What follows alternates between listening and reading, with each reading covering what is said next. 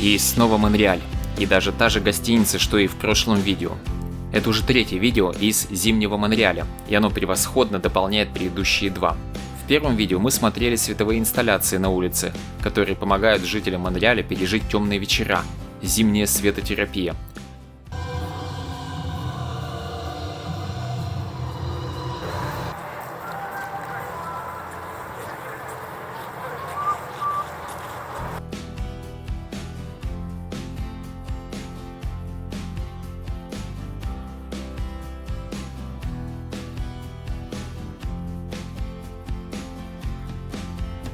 Во втором видео мы поднялись днем на гору Маунт-Роял, чтобы взглянуть на открывающуюся панораму города со смотровой площадки, и это главная точка притяжения для туристов. Вид на город со смотровой потрясающий. Кстати, сегодня наше окно выходит на Маунт-Роял, а вот здесь и та самая смотровая площадка.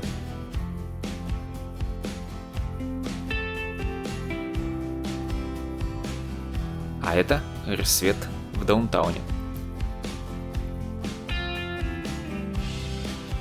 В этом видео мы посетим выставку в музее, где представлены живопись и скульптуры, а также немного пообсуждаем кино.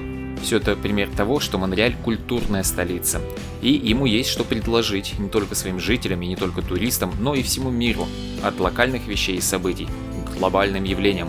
Вот такой размах у Монреаля. Во всех трех зимних поездках я старался увидеть и показать вам что-то новое и уникальное. И если до этого вы сходили на гору, то сегодня спустимся в одну из самых глубоких станций метро Монреаля. Если до этого улицы видели ночью или днем, но в окно автомобиля, то сегодня пройдемся пешком при ярком солнце. Даже способ поездки из аэропорта в центр города сегодня новый, на автобусе-экспрессе. Все как обычно. Утренняя поездка из дома в аэропорт, вид на самолет из зоны вылета, полет. И вот мы в аэропорту Монреаля. Тут выход для Uber. За арендованными машинами надо идти направо. Туда же направо и автобус-экспресс, маршрут номер 747.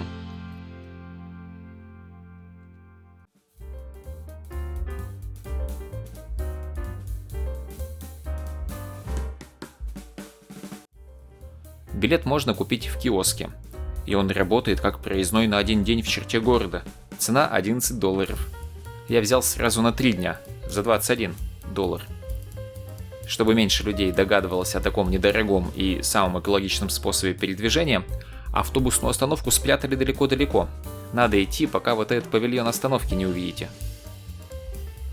Тут бывает людно и бывают очереди. Зимой работают обогреватели. Экспресс ходит каждые 10-15 минут днем и как минимум раз в час ночью. В автобусе предусмотрены места для чемоданов. Мне досталось сидячее место.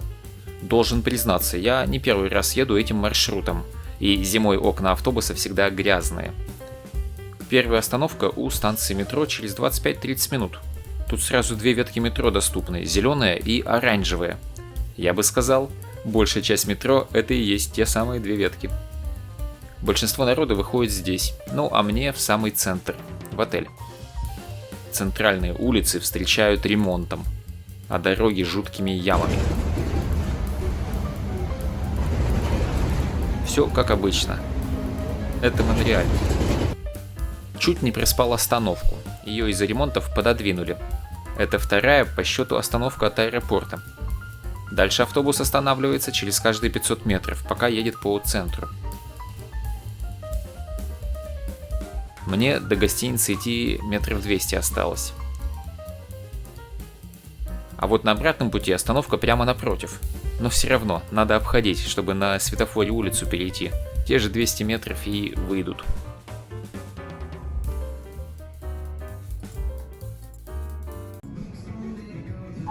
Привет. Знакомый отель. Те же интерьеры в номере.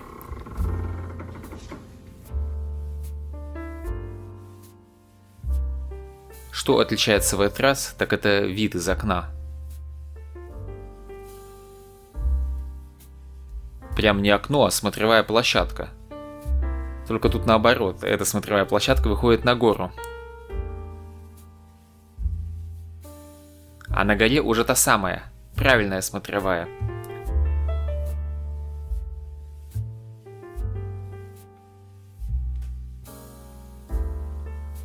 Все небоскребы остались по правую руку.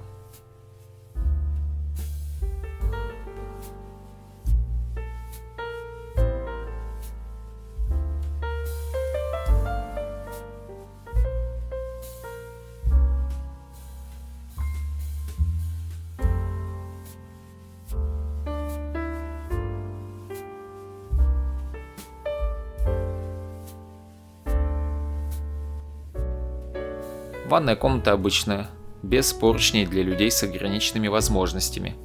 Все остальное как в прошлом видео.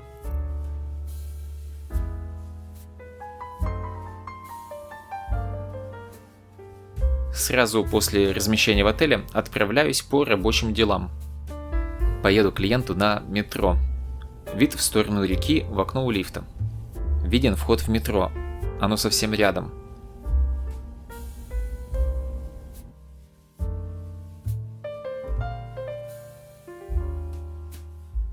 Так выглядят двери при входе в метро.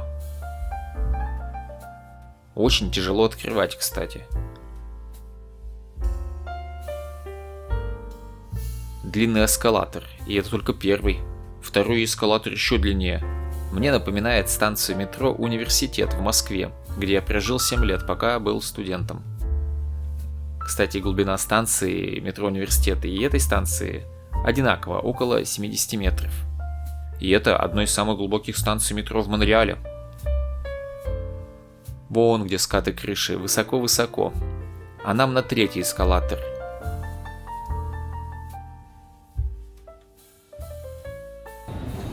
Позор монреальскому метро. Эскалатор не работает.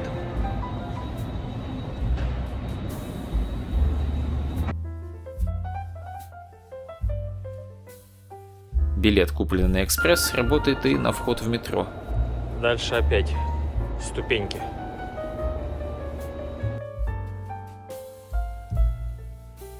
Современный вагон выглядит неплохо.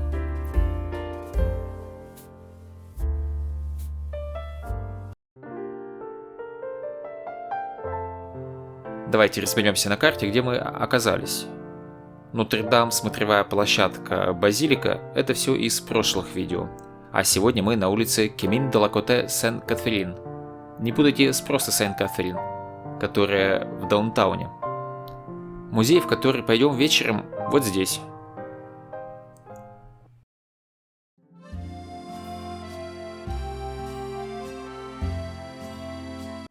На этой улице старые дома из 19 века или начала 20-го.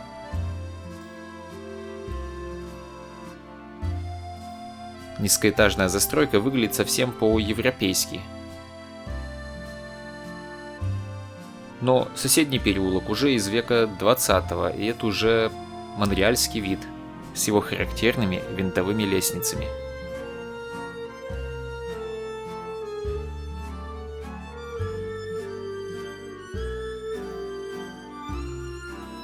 Вдоль дороги более старые дома, в глубине более современные.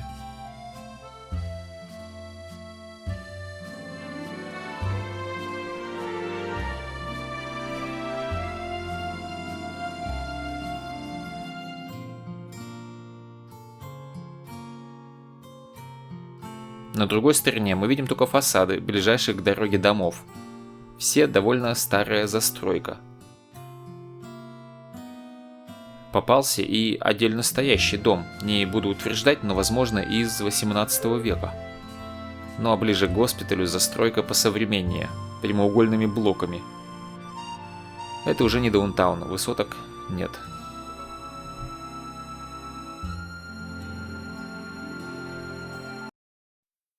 Музей изящных искусств в Монреале. От отеля пешком дойти можно, хотя погодка вечером не очень, дождь. Кафе сплошным рядом. Мигает подсветкой другой корпус музея. Наш вход здесь, через дорогу. Повезло. По средам открыта выставка в вечерние часы до 9 вечера. А то обычно, когда я заканчиваю работу, музеи уже закрыты. Обычно они в 5 закрываются. Вход платный. Бесплатно только для молодежи.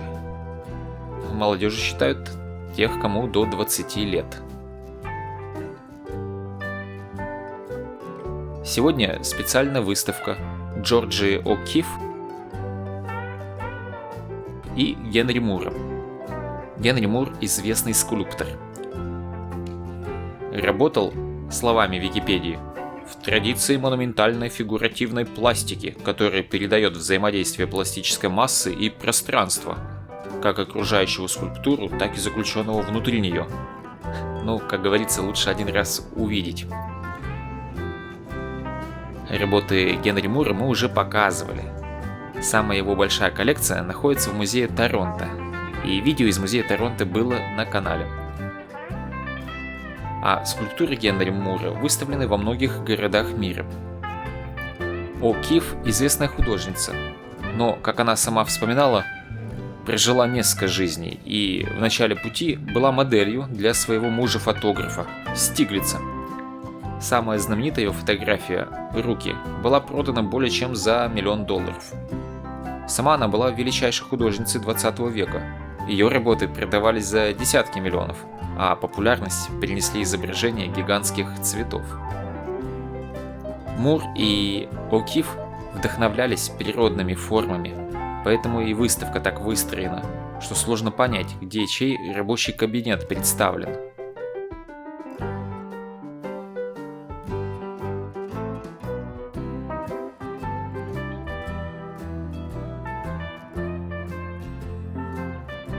По кабинетам действительно понять сложно. А по работам все проще. Скульптура Мура, картины О'Кифф, но есть и исключения. Я посетил выставку 28 февраля. В этот день, буквально в километре отсюда, проходила премьера фильма «Дюна 2», где присутствовал сам Дени Вильнёв.